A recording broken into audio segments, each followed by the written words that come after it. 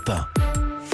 Et c'est un débat qui n'a cessé de grossir toute la semaine, Fabienne, autour des arrêtés anti-pesticides. Lundi, finalement, une grande consultation est lancée avec une question qui divise. Et cette question, Windy, qui a divisé jusqu'au sein même du gouvernement, c'est à quelle distance des habitations, 150, 10 ou 5 mètres, peut-on pulvériser ces pesticides? Au final, Théo Manval, c'est sur des bases à minima que va se faire cette consultation. Oui, celle définie par l'ANSES, l'Agence nationale de sécurité sanitaire, qui recommande au gouvernement d'interdire les pesticides à moins de 5 à 10 mètres des maisons. 5 mètres pour ce qu'on appelle les cultures basses, comme les légumes. 10 pour les cultures hautes, comme l'arboriculture. Distance effectivement assez réduite. On est loin des 150 mètres prônés par les associations de défense de l'environnement, très en colère, tout comme les nombreux maires à avoir pris des arrêtés ces dernières semaines, à commencer par celui de Longuette, Daniel QF.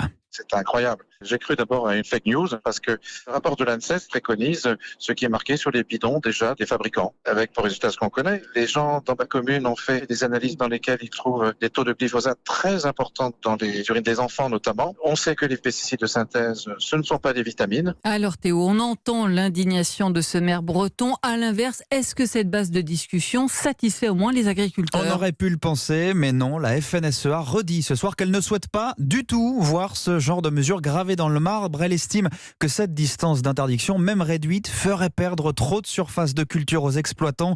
Écoutez Christian Durlin, il est membre de la commission environnement du principal syndicat agricole. En conventionnel, on ne peut pas conduire une culture si on n'a pas des outils de protection des cultures. Donc mettre des zones de non-traitement, ça revient à mettre des zones de non-culture. Ça va chiffrer en milliers d'hectares pour chaque département.